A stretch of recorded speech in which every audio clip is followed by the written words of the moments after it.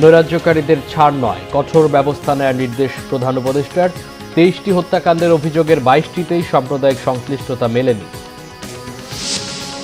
7 দিনের আলটিমেটাম দিয়ে আন্দোলন স্থগিত তিতুমির শিক্ষার্থীদের। ক্লাসে ফেরার আহ্বান স্বরাষ্ট্র উপদেষ্টার। ইতিবাচক মীমাংসার আভাস নাহিদ ইসলামের। সমালোচনা না নিতে পারলে পদ ছেড়ে দিন, উপদেষ্টাদেরকে রিজভির আহ্বান। দেশকে আবার উন্নয়নের ধারায় নেয়ার প্রত্যয় বিএনপি নেতাদের। দুর্দান্ত অলরাউন্ড পারফরম্যান্সে চিটাগাং কিংসকে 9 উইকেটে উড়িয়ে টানা দ্বিতীয়বারের মতো ফাইনালে ফরচুন বরিশাল। দেখছিলেন ক্রাউন সিমেন্ট সংবাদ শিরোনাম। নৈরাজ্য বিশৃঙ্খলার চেষ্টায় কোনো ছাড় নয়, লিফলেট বিতরণকারীদের গ্রেফতার সহ কড়া ব্যবস্থা নেওয়ার নির্দেশ দিয়েছেন প্রধান উপদেষ্টা ডক্টর মোহাম্মদ ইউনূস। আইন শৃঙ্খলা বাহিনীর প্রধানদের সাথে বৈঠকে তিনি এসব নির্দেশ দিয়েছেন। বৈঠক শেষে প্রেস উইংয়ের ব্রিফিংয়ে আরও জানানো হয়, হিন্দু বৌদ্ধ খ্রিস্টান ঐক্য পরিষদের 23টি কমিউনাল হত্যার অভিযোগের 22টিতেই সাম্প্রদায়িক সহিংসতার প্রমাণ মেলেনি পুলিশি তদন্তে। বাকি একটি হত্যার বিস্তারিত পাওয়া যায়নি। রকনুজ্জামানের রিপোর্ট।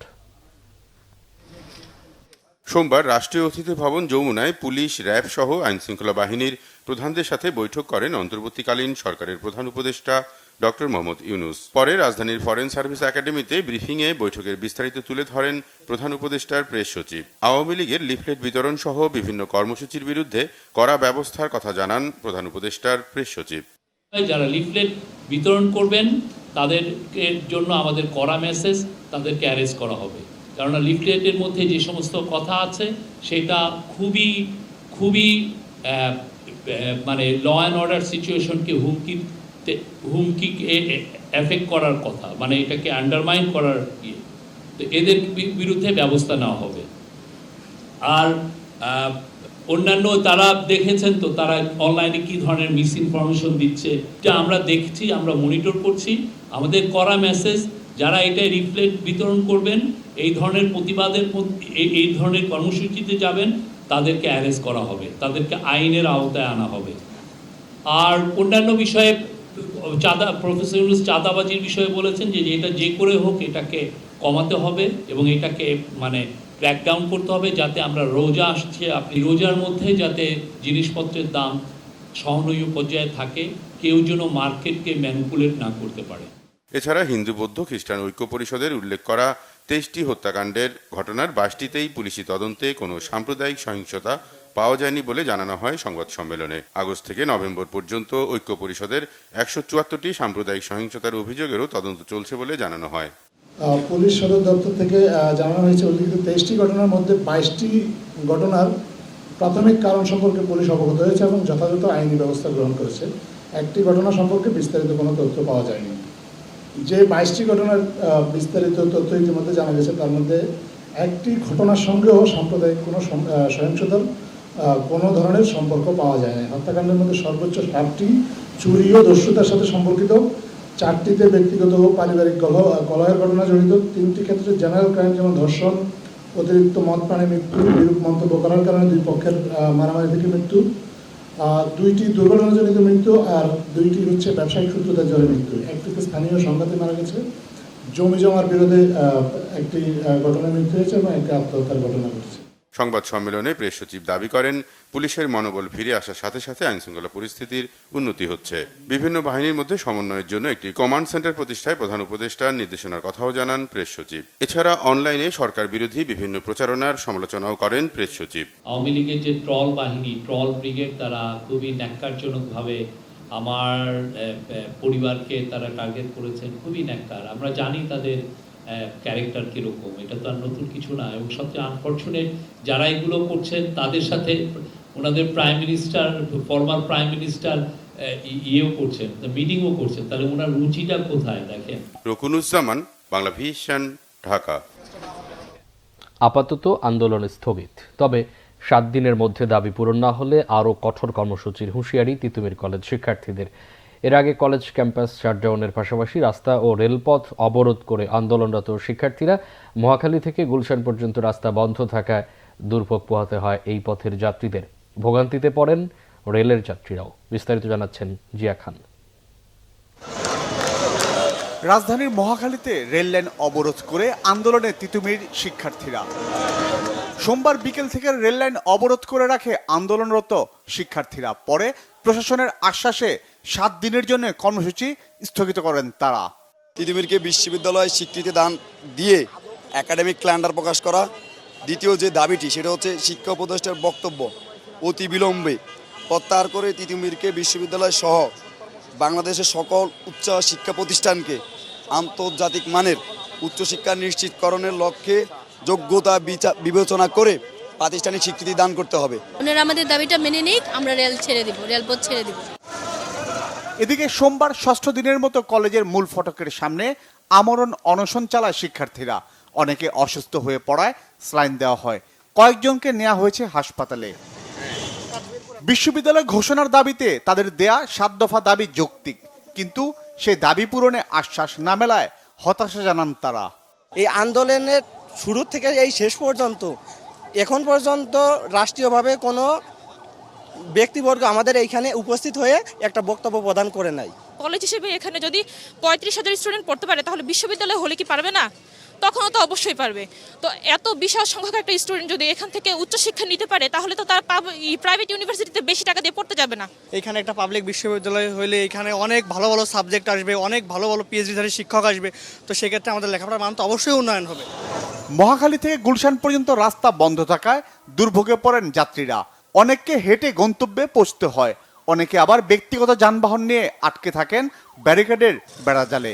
দীর্ঘ সময় পার হওয়ায় অনেকে ক্ষোভ প্রকাশ করেন রাস্তা বন্ধ করে আন্দোলনের যৌক্তিকতা নিয়ে।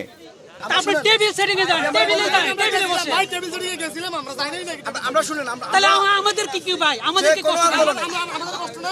3 ঘন্টা ঘুরে এদিক দিয়ে যাইতে পারলাম না, এদিক দিয়ে যে জাম, সারাটা দিন কাম করা লাগে, ঠিক আছে। দেখার মধ্যে আমরা রাস্তা আটকে বয়ে থাকতে পারি না। টিভি কেটে যাচ্ছে, রাস্তা বন্ধ দেখি। আমি যাবো এখন নাখালপাড়া, হাটে যাওয়া লাগবে আমার। তিতুমির কলেজকে বিশ্ববিদ্যালয়ে রূপান্তরের দাবিতে বেশ কয়েক মাস ধরে আন্দোলন করে আসছিলেন প্রতিষ্ঠানটির শিক্ষার্থীরা। জিয়া খান, বাংলাভিশন, ঢাকা। সরকারি তিতুমির কলেজের শিক্ষার্থীদের রেলপথ অবরোধের পর বিকেল 4টা থেকেই বিপর্যয়ে পড়ে ট্রেনের শিডিউল। অবরোধ কর্মসূচি স্থগিত হওয়ায় রেল চলাচল শুরু হয়েছে। রবিবার বিকেল 4টার পর থেকে কমলাপুর রেল স্টেশনে কোনো ট্রেন প্রবেশ করতে না পারায় নির্দিষ্ট শিডিউল থাকা ট্রেনগুলো স্টেশন ছেড়ে যাওয়া অনিশ্চিত হয়ে পড়ে। এতে কমলাপুর রেল স্টেশনে আসা বিভিন্ন গন্তব্যের যাত্রীদের বেশ ভোগান্তিতে পড়তে হয়েছে। অনেকেই বিকেল 3টা থেকেই স্টেশনে অপেক্ষা করছেন, আবার কেউ কেউ বিকল্পভাবে বাসে করে গন্তব্যের উদ্দেশ্যে চলে যান। তবে রাত 9:45টার দিকে অবরোধ তুলে নিলে স্টেশন থেকে ট্রেন ছাড়ার ঘোষণা দেয় রেল কর্তৃপক্ষ। এর আগে তিতুমির কলেজের শিক্ষার্থীদের ক্যাম্পাসে ফেরার আহ্বান জানিয়েছেন স্বরাষ্ট্র উপদেষ্টা অবসরপ্রাপ্ত লেফটেন্যান্ট জেনারেল জাহাঙ্গীর আলম চৌধুরী। বলেন, আন্দোলনের নামে জনদুর্ভোগ সৃষ্টি করলে দেশের মানুষই তাদের বিরুদ্ধে ব্যবস্থা নেবে। এদিকে শিক্ষা সচিব সিদ্দিক জুবায়ের বলেছেন, তিতুমির কলেজকে বিশ্ববিদ্যালয়ে উন্নীত করার সম্ভাব্যতা যাচাইয়ের জন্য করা কমিটির সুপারিশের পর এই বিষয়ে সিদ্ধান্ত নেওয়া হবে। মহিবুল্লাহ মহিবের রিপোর্টে বিস্তারিত। সচিবালয় স্বরাষ্ট্র মন্ত্রণালয়ে আইন শৃঙ্খলা কমিটির সভা অনুষ্ঠিত হয়। 21শে ফেব্রুয়ারিকে কেন্দ্র করে আইন শৃঙ্খলা পরিস্থিতির পাশাপাশি বিশ্ববিদ্যালয়ের দাবিতে তিতুমির কলেজের শিক্ষার্থীদের আন্দোলন সহ দেশের সার্বিক আইন শৃঙ্খলা পরিস্থিতি নিয়ে আলোচনা হয় সভায়। বৈঠক শেষে ব্রিফিংয়ে তিতুমির কলেজের শিক্ষার্থীদের ক্যাম্পাসে ফিরে যাওয়ার আহ্বান জানান স্বরাষ্ট্র উপদেষ্টা। এসব আন্দোলনের পেছনে ভিন্ন উদ্দেশ্য দেখছেন তিনি। তাদের দাবি দাওয়া নিয়ে তাদের যদি থাকে তাহলে তো আলাপ আলোচনা করতে পারে, এবং এই আলোচনাটা কিন্তু তাদের ক্যাম্পাসের ভিতরে হতে পারে। তারপরে যেমন ধরেন তাদের মাঠ আছে, ওই মাঠেও তারা কিন্তু তাদেরটা করতে পারে। কিন্তু জনগণকে দুর্ভোগ করে, মানে রাস্তাঘাট ব্লক করে, এটা কিন্তু জনগণদের যে কীরকম একটা ইসের ভিতরে পড়ে, এটা তো আপনারা নিজেরা রিয়েলাইজ করেন। এই ব্যাপারে আমি আপনাদেরও কিন্তু সাহায্য সহযোগিতা চাই। এখন আপনারা বলেন এই অবস্থা আমার কি করা উচিত? আপনারাই বলেন। মানুষের না বিশ্বাস উঠে যাচ্ছে, আমারও না বিশ্বাস উঠে যাচ্ছে। না, আমাদের দায়িত্ব এটা না বলেন, এটা আপনারা দেশবাসী, আপনাদের সবারই দায়িত্ব। আপনারা এই যে আমার সচিব মহোদয় যেখানে বললেন, এটা আপনারা ভালোভাবে প্রজেক্ট করেন। জনগণে কিন্তু তাদের একসময় উঠাই দিবে এই রেল লাইনে থেকে। এ সময় শিক্ষা মন্ত্রণালয়ের সচিব সিদ্দিক জুবায়ের বলেন, তিতুমির কলেজের শিক্ষার্থীদের প্রধান 3টি দাবির 2টি মেনে নিয়েছে সরকার। পিএইচডিধারী শিক্ষকদের সংখ্যা বাড়ানো এবং গবেষণায় বিশেষ বরাদ্দ বাড়ানো হলেও কলেজটিকে বিশ্ববিদ্যালয় রূপান্তরে ইউজিসির সুপারিশের জন্য অপেক্ষা করার কথা বলেন তিনি। তিতুমিরের যেই ছাত্ররা আন্দোলনে আছে তাদের প্রতি আমরা সহানুভূতিশীল, কিন্তু সাধারণ ছাত্ররা চাচ্ছে যে তাদের পড়াশোনা যেন নির্বিঘ্ন থাকে, তাদের পড়াশোনা যেন এই ধরনের আন্দোলনের ফলে ক্ষতিগ্রস্ত না হয়। সুতরাং সরকার সেটাকেও লক্ষ্য রাখছে। তিতুমির কলেজ আলাদাভাবে আরও 2টা দাবি জানিয়েছে। ওখানে 17 জন পিএইচডি হোল্ডার আছেন, তারপরেও যদি আরও দিলে শিক্ষার মান বাড়ে ওই কলেজের, আমরা আরও দিব। দ্বিতীয় আরেকটা দাবি করেছে তারা যে গবেষণার জন্য বরাদ্দ বাড়াতে হবে, সেটাও আমরা এগ্রি করেছি যে বরাদ্দ বাড়াবো। তাদের যেই বিশ্ববিদ্যালয় হওয়ার দাবি সেইটা আমরা বলেছি যে ইউজিসির যে কমিটি, সেই কমিটি যেভাবে সাজেশন দিবে সেটার উপরে আমরা পর্যালোচনা করে পরবর্তীতে সিদ্ধান্ত নেব। গত 53 বছরে দেশে আইনশৃঙ্খলা পরিস্থিতির কথা উল্লেখ করে সরকার পরিস্থিতির উন্নতির চেষ্টা করছে বলে জানান স্বরাষ্ট্র উপদেষ্টা। আমরা একেবারে 100% স্যাটিসফাই না, এই জন্য আমরা প্রতিনিয়তই চেষ্টা করতেছি আইন শৃঙ্খলা পরিস্থিতি আরও কিভাবে উন্নত করা যায়। মুহিবুল্লাহ মুহিব, বাংলা ভিশন, ঢাকা। তথ্য উপদেষ্টা নাহিদ ইসলাম বলেছেন, তিতুমির কলেজের বিষয়টি হয়তো একটি ইতিবাচক সমাধানের দিকেই যাবে। এক্ষেত্রে কলেজের শিক্ষার্থীদের ধৈর্য ধরতে হবে। রাজধানীর এক অনুষ্ঠানে তিনি বলেন, সরকার শিক্ষার্থীদের প্রতি আন্তরিক, তবে এই মুহূর্তে কিছু করা সম্ভব নয়। ইতিবাচক সমাধানের দিকে যাবে, সেই প্রক্রিয়া চলমান। আমি বলবো যে তিতুমির কলেজের শিক্ষার্থীদেরকেও ধৈর্য ধারণ করার এবং তাদের শিক্ষা জীবন এবং তাদের শিক্ষা প্রতিষ্ঠানের প্রতিও সরকার আন্তরিক এবং দায়িত্বশীল।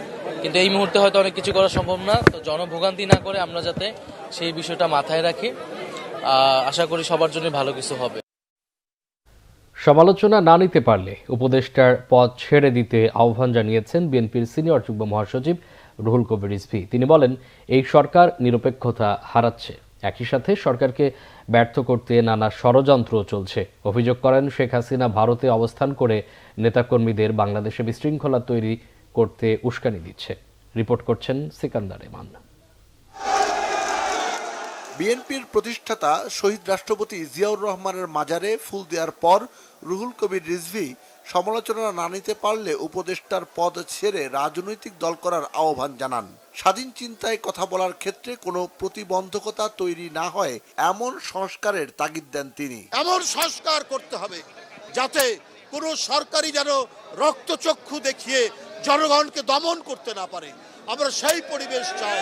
সরকারের কোনো উপদেষ্টা আমরা সমালোচনা করলে তারা একটু ইরিটেট ফিল করে, তারা বিরক্ত হন, তারা বিভিন্ন মন্তব্য করে। তাহলে অন্তর্বর্তীকালীন সরকার কেন আপনারা উপদেষ্টার পদ থেকে ছেড়ে দিয়ে রাজনৈতিক দল করেন? বিএনপির ভারপ্রাপ্ত চেয়ারম্যান তারেক রহমানের ঘোষিত 31 দফা বাস্তবায়নের মাধ্যমে বাংলাদেশকে আবারও উন্নয়নের ধারায় নিয়ে যাওয়া হবে বলে মন্তব্য করেছেন বিএনপির আন্তর্জাতিক বিষয়ক কমিটির সদস্য ইঞ্জিনিয়ার ইশরাক হোসেন। সোমবার বিকেলে রাষ্ট্র কাঠামো মেরামতের 31 দফা ও জনসম্পৃক্তি শীর্ষক লালবাগ থানা বিএনপির প্রশিক্ষণ কর্মশালায় এ মন্তব্য করেন তিনি। ইনশাল্লাহ আমার বিশ্বাস আমাদের নেতা দেশনায়ক জনাব তারেক রহমানের নেতৃত্বে আগামী নির্বাচনে আমরা বিপুল ভোটে জয়লাভ করে বাংলাদেশ জাতীয়তাবাদী দল ইনশাল্লাহ সরকার রাষ্ট্র ক্ষমতা গ্রহণ করবে এবং 31 দফা বাস্তবায়ন করার মাধ্যমে আমরা বাংলাদেশকে আবারও তার একটি যে উন্নয়নের ধারায় নিয়ে যাব। কোন দেশ বিরোধী স্বাধীনতা বিরোধী চক্রকে আমরা লাই দেওয়া ঠিক হবে না। যারা দেশের শত্রু তারা সারা জীবন এই দেশের শত্রু হিসেবে কাজ করবে। বিএনপি স্বাধীনতার ঘোষকের দল, সবচেয়ে বেশি মুক্তিযোদ্ধা এই বিএনপি আছে প্রিয় বন্ধুরা। এদিকে 31 দফা ও জনসম্পৃক্তি শীর্ষক তেজগাঁও থানা বিএনপির প্রশিক্ষণ কর্মশালায় ফ্যাসিস্ট সরকার আর যাতে কোনোভাবেই ক্ষমতায় আসতে না পারে সে বিষয়ে সবাইকে সতর্ক থাকার কথা বলেন বিএনপি নেতারা। আপনাদেরকে আরো অনেক বেশি সতর্ক হতে হবে। ওই নব্য বিএনপি ওই আওয়ামী লীগের সাথে কিন্তু কোনো রকম সম্পর্ক রাখা যাবে না। যদি রাখেন আপনার যে গত 17 বছরের যে অর্জন, যে কষ্ট করেছেন, যে স্যাক্রিফাইস করেছেন, যে ত্যাগ করেছেন, সব কিছু কিন্তু এক নিমিষেই ধূলিসাৎ হয়ে যাবে। জনগণের ঘরে ঘরে 31 দফার বার্তা পৌঁছে দেওয়ার কথাও বলেন বিএনপি নেতারা। আইনের আওতায় এনে আপনার সিকান্দার রেমান, বাংলা ভিশন, ঢাকা।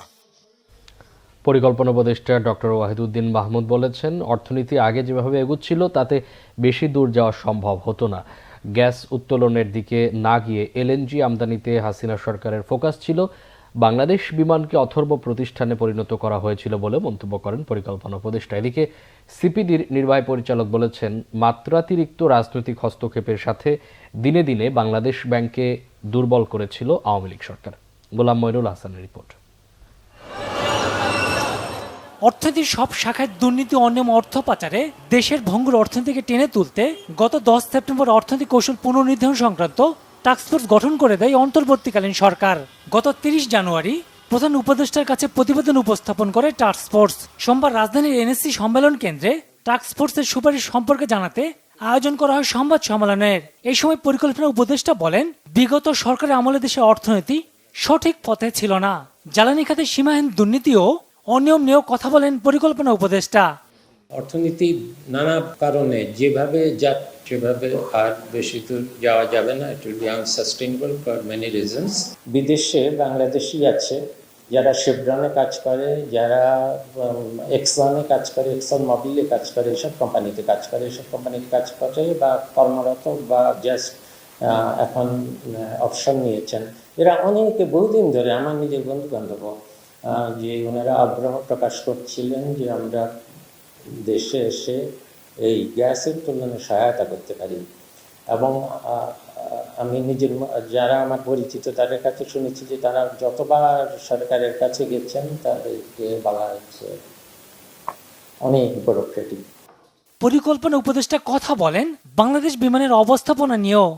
বাংলাদেশ বিমান যেটা একটা অথর্ব একটা প্রতিষ্ঠান, এটা সবসময় তো লসে চলে, তা তো করার কথা না। বাংলাদেশ তো অন্য এয়ারলাইন্স এসে এখান থেকে এত প্রফিটেবল হয়। এখানে আরেকটা আরও সুন্দর প্রপোজাল এসেছে যে বাংলাদেশ বিমানের যত অ্যাসেট আছে, জনবল, ফ্লাইট,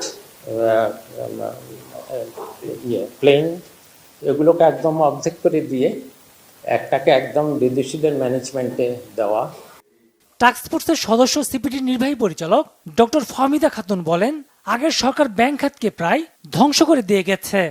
বাংলাদেশ ব্যাংকের স্বায়ত্ত শাসনটা ক্রমান্বয়ে দুর্বল থেকে দুর্বলতর করা হয়েছে। যদিও বাংলাদেশ ব্যাংক অ্যামেন্ডমেন্ট বিল 2003 এখানে যথেষ্ট পরিমাণে স্বায়ত্ত শাসন দেওয়া হচ্ছে, কিন্তু রাজনৈতিক প্রভাবের কারণে এমনকি যে যারা ওই আসনে বসেছিলেন তাদের নিজস্ব দুর্বলতার কারণে কিন্তু বাংলাদেশ ব্যাংকের নিয়ন্ত্রণকারী সংস্থা হিসাবে এটার দুর্বলতা ক্রমান্বয়ে প্রমাণিত হয়েছে। এবং এটা করতে যে দুর্বলতার কারণে ব্যাংকের লাইসেন্স দেওয়ার হোক কিংবা ব্যাংকগুলোর যে বিভিন্ন ঋণ দেওয়ার ক্ষেত্রে নিয়ম কানুনকে পাশ কাটিয়ে এগ্রি করা হয়েছে।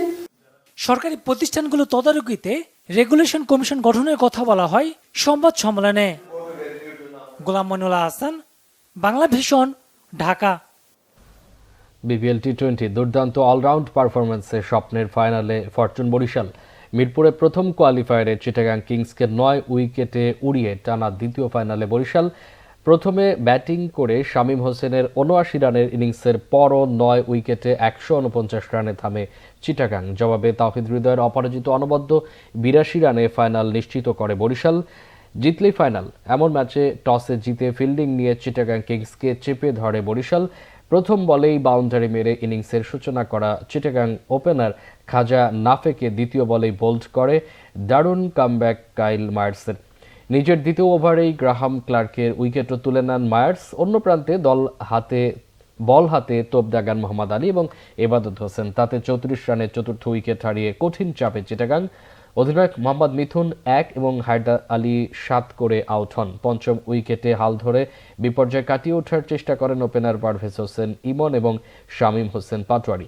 শামীম প্রথম থেকেই আক্রমণাত্মক ব্যাটিং করে রানের চাকা সচল রাখেন। তাকে গুরুত্বপূর্ণ সাপোর্ট দেন পারভেজ ইমন। তবে রিশাদকে বিগ শট নিতে গিয়ে পারভেজ ৩৬ রানে ক্যাচ দিলে ভাঙে ৭৭ রানের জুটি।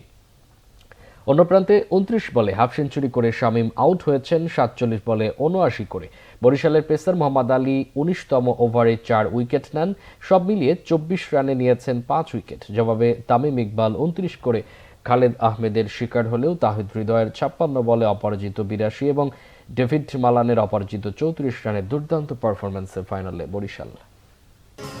ইজতেমার প্রথম পর্বের দ্বিতীয় ধাপে চলছে রবিবার বাদ জোহর। পাকিস্তানের মাওলানা জিয়াউল হকের বয়ানের মধ্য দিয়ে এই পর্বের ইজতেমা শুরু হয়।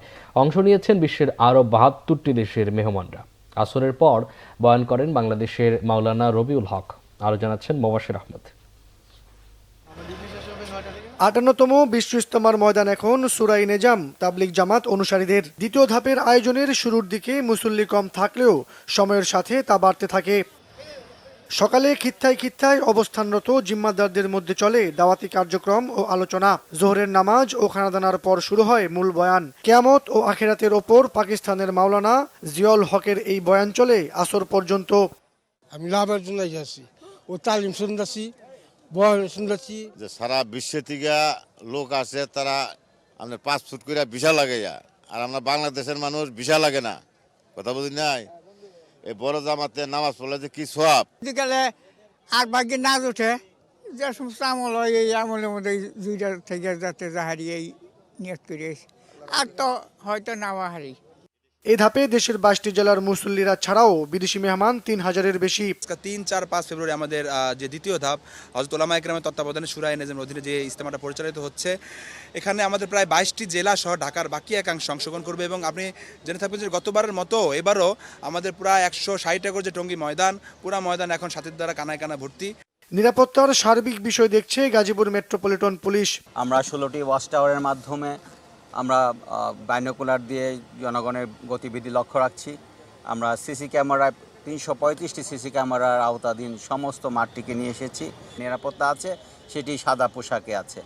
আমরা সেই ব্যবস্থাটি নিয়েছি। কেউ যদি ড্রোন ওড়াতে চায় সেটি যেন কমিশনের অনুমতি ছাড়া অন্য কোনো সংস্থাও যেন ড্রোন না ওড়ায়, সেই অনুরোধটি আপনাদের মাধ্যমে রাখতে চাই। বুধবার আখিরি মোনাজাতের মধ্য দিয়ে শেষ হবে দ্বিতীয় ধাপের সূরা নেজাম তাবলিগের প্রথম পর্বের আয়োজন। দ্বিতীয় পর্বে 14 থেকে 16 ফেব্রুয়ারি চলবে মাওলানা সাদ কান্দালিভ অনুসারীদের ইজতেমা। মোবাশির আহমেদ, বাংলা ভিশন, ঢাকা। প্রধান উপদেষ্টার বক্তব্য অনুযায়ী আগামী ডিসেম্বর বা আগামী বছরের জুন টার্গেট করে জাতীয় নির্বাচনের প্রস্তুতি নিচ্ছে ইসি, জানিয়েছেন নির্বাচন কমিশনার অবসরপ্রাপ্ত ব্রিগেডিয়ার জেনারেল আবুল ফজল সানাউল্লাহ। স্থানীয় নির্বাচনের ব্যাপারে সরকার তারিখ ঠিক করলে ইসি নির্বাচনের আয়োজন করবে বলেও জানান তিনি। রাজশাহী আঞ্চলিক নির্বাচন কর্মকর্তার কার্যালয়ে রবিবার ভোটার তালিকা হালনাগাদ কার্যক্রম ও ত্রয়োদশ জাতীয় সংসদ নির্বাচন সংক্রান্ত মতবিনিময় সভায় আবুল ফজল সানাউল্লাহ আরও বলেন, বিগত সময়ে যে 18 থেকে 24 লাখ মৃত মানুষকে ভুয়া ভোটার তালিকায় রাখা হয়েছিল সেগুলো বাদ দিতে হবে। আইনি বাধ্যবাধকতায় ছবি ছাড়া ভোটার নিবন্ধন করার সুযোগ নেই বলেও জানান এই নির্বাচন কমিশনার। নিষিদ্ধ ঘোষিত ছাত্র সংগঠন ছাত্রলীগ ঘোষিত কর্মসূচির প্রতিবাদে রাজধানীর আদাবরে বিক্ষোভ মিছিল করেছে ছাত্রদল। রাতে আদাবর থানার সন্নিকট থেকে ছাত্রদলের নেতাকর্মীরা অংশ নেয় মিছিলটিতে। রিং রোড ও আশপাশের বিভিন্ন গুরুত্বপূর্ণ সড়ক প্রদক্ষিণ করে শম্পা মার্কেটে এসে শেষ হয় মিছিলটি। ছাত্রদল নেতা মাহফুজ আলম জয়ের নেতৃত্বে বিক্ষোভ মিছিলটি হয়েছে বলে জানা গেছে। ঢাকা মহানগর পশ্চিম ছাত্রদলের সভাপতি রবিন খান ও সাধারণ সম্পাদক আকরাম আহমেদের নির্দেশে এই বিক্ষোভ মিছিল হয়। ছাত্রলীগের যে কোনো অপতৎপরতা ও অরাজকতা সামাল দিতে ছাত্রদল সবসময় মাঠে থাকবে বলে হুঁশিয়ার করে দিয়েছেন নেতারা। সচেতন নাগরিক সমাজকেও সজাগ থাকার আহ্বান জানান তারা। সংবাদ শেষ করব, ক্রাউন 7 শিরোনামগুলো আরেকবার জানিয়ে। নৈরাজ্যকারীদের ছাড় নয়, কঠোর ব্যবস্থা নেওয়ার নির্দেশ প্রধান উপদেষ্টার। 23টি হত্যাকাণ্ডের অভিযোগের 22টিতেই সাম্প্রদায়িক সংশ্লিষ্টতা মেলেনি। 7 দিনের আলটিমেটাম দিয়ে আন্দোলন স্থগিত তিতুমির শিক্ষার্থীদের। ক্লাসে ফেরার আহ্বান স্বরাষ্ট্র উপদেষ্টার। ইতিবাচক মীমাংসার আভাস নাহিদ ইসলামের। সমালোচনা না নিতে পারলে পদ ছেড়ে দিন, উপদেষ্টাদেরকে রিজভির আহ্বান। দেশকে আবার উন্নয়নের ধারায় নেওয়ার প্রত্যয় বিএনপি নেতাদের। দুর্দান্ত অলরাউন্ড পারফরম্যান্সে চিটাগাং কিংসকে 9 উইকেটে উড়িয়ে টানা দ্বিতীয়বারের মতো ফাইনালে ফরচুন বরিশাল।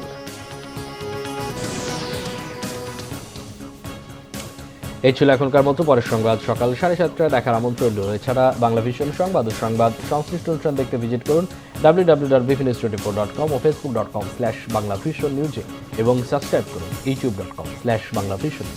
এতক্ষণ সাথে থাকায় অসংখ্য ধন্যবাদ।